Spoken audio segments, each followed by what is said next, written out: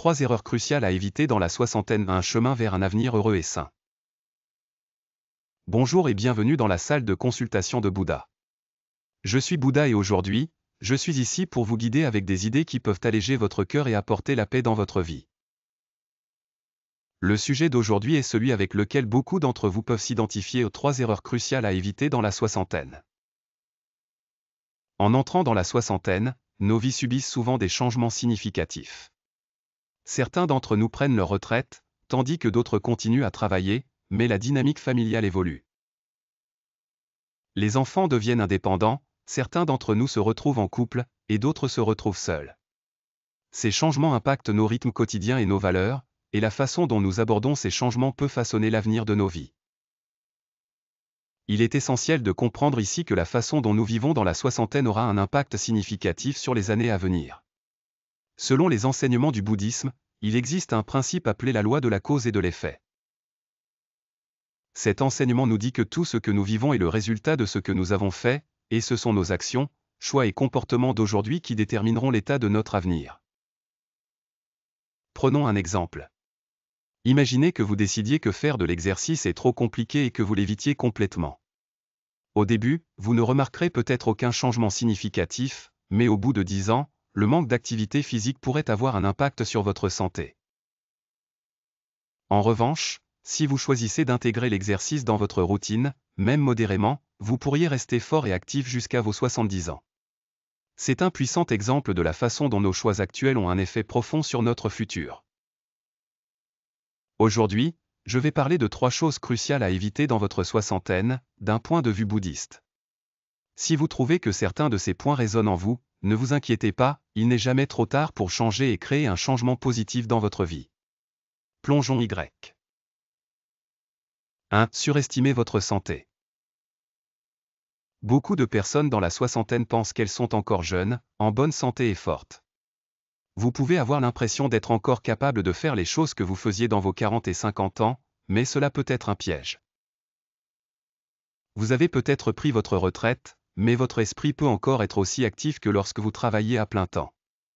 Vous pouvez encore vous sentir physiquement capable, sans problème de santé majeur, et c'est formidable. Mais voici quelque chose d'important à considérer, même si vous vous sentez bien aujourd'hui, votre corps change constamment, et les effets du vieillissement peuvent vous rattraper. Ce qui semble être un problème mineur aujourd'hui peut devenir quelque chose de plus sérieux à l'avenir si on l'ignore. À ce stade, beaucoup sont surpris d'apprendre que des problèmes de santé comme l'hypertension, le diabète ou la faible densité osseuse peuvent exister sans symptômes évidents. En fait, le corps peut commencer à ralentir et à éprouver des risques cachés pour la santé, tels que l'ostéoporose ou l'hypertension, qui ne se manifestent pas toujours au début. Beaucoup d'entre nous peuvent se sentir un peu plus fatigués ou endoloris, mais nous avons souvent tendance à l'attribuer au vieillissement plutôt qu'à le prendre au sérieux. C'est là qu'un contrôle de santé régulier devient vital.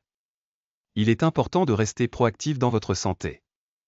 Ne supposez pas que parce que vous vous sentez bien maintenant, vous serez bien à l'avenir. Il est essentiel de reconnaître que le maintien de la santé dans la soixantaine est la base d'une vie saine dans vos 70, 80 ans et au-delà. 2. Négliger les connexions sociales. Une autre erreur courante dans la soixantaine est de négliger les connexions sociales. En entrant dans cette phase de la vie, il y a de nombreux changements. Vous avez peut-être passé des années avec des collègues au travail, mais une fois à la retraite, vous pourriez constater que votre cercle d'amis se rétrécit, ou que vous avez moins de raisons d'interagir avec les gens. La dynamique familiale peut également changer à mesure que les enfants quittent le foyer, et vous pourriez vous retrouver seul plus souvent. Cependant, l'isolement et la solitude peuvent avoir de graves conséquences sur votre santé mentale et physique. Des recherches ont montré que la solitude peut être tout aussi nocive que de fumer 15 cigarettes par jour. La solitude augmente le stress, affaiblit votre système immunitaire et élève la pression artérielle, ce qui peut entraîner des problèmes de santé plus graves, tels que des maladies cardiaques ou le cancer. Mais la solitude n'est pas quelque chose que vous devez accepter comme inévitable. Il est essentiel de maintenir et de développer de nouvelles relations. Même dans la soixantaine, vous pouvez encore rencontrer de nouvelles personnes et créer des connexions significatives. Vous pouvez rejoindre des groupes communautaires, faire du bénévolat ou même utiliser la technologie pour rester en contact avec des amis et des membres de la famille. Beaucoup d'entre vous peuvent penser que passer du temps seul est quelque chose que vous souhaitez, mais il est vital de réaliser qu'un isolement excessif peut nuire à votre corps et à votre esprit. Il est important de rechercher activement des interactions sociales. Que ce soit à travers des conversations informelles avec des voisins ou en rejoignant de nouveaux groupes, chaque petit effort compte pour maintenir votre bien-être mental. 3. Ne pas essayer de nouvelles choses. C'est peut-être l'une des erreurs les plus dommageables que vous puissiez faire en approchant de vos 60 ans. Beaucoup de gens croient qu'il est trop tard pour apprendre de nouvelles choses ou poursuivre de nouveaux passe-temps. L'état d'esprit selon lequel vous êtes trop vieux pour essayer quelque chose de nouveau est dangereux car il conduit à la stagnation et à l'insatisfaction dans la vie. Le bouddhisme nous enseigne l'importance de l'apprentissage continu, peu importe votre âge. Notre santé mentale et physique dépend de notre volonté d'accepter le changement, d'essayer de nouvelles choses et de nous remettre en question. Lorsque vous arrêtez d'apprendre et d'essayer de nouvelles activités, il devient plus difficile de garder votre esprit vif. Cela réduit également votre joie de vivre. La routine de faire la même chose chaque jour peut conduire à un sentiment de vide et de perte de sens. Si vous n'avez jamais essayé la peinture, le yoga ou de jouer d'un instrument de musique, il n'est pas trop tard pour commencer maintenant. Que ce soit en rejoignant un groupe de loisirs, en voyageant dans un nouvel endroit ou en acquérant une nouvelle compétence, de nouvelles expériences fournissent la stimulation dont votre esprit et votre corps ont besoin pour s'épanouir.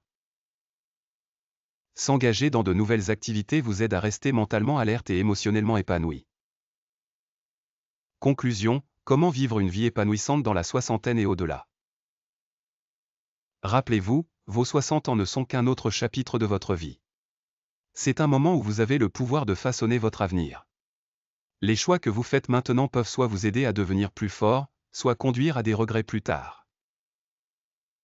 Le bouddhisme souligne l'importance du karma ou que chaque action a des conséquences. Ce que vous choisissez de faire aujourd'hui façonnera la personne que vous deviendrez demain. Si vous prenez soin de votre santé maintenant, restez connecté avec les gens et continuez à vous challenger pour apprendre et grandir, vous vous préparez à un avenir radieux et épanouissant. Donc, si vous êtes dans la soixantaine et que vous avez l'impression qu'il est trop tard pour changer, rappelez-vous, il n'est jamais trop tard. Commencez aujourd'hui. Priorisez votre santé, vos relations et votre croissance personnelle. Acceptez les changements qui viennent avec l'âge et créez un avenir dont vous pouvez être fier. Votre vie ne doit pas ralentir simplement à cause d'un chiffre. En fait, vos 60 ans peuvent être le début de vos années les plus vibrantes. Continuez d'avancer avec sagesse et détermination, et vous créerez un avenir qui vous apportera paix et bonheur. Merci d'avoir regardé, et j'espère que vous avez trouvé ces conseils utiles. Si vous avez aimé cette vidéo, n'oubliez pas de liker, partager et vous abonner pour plus de contenu. À la prochaine fois.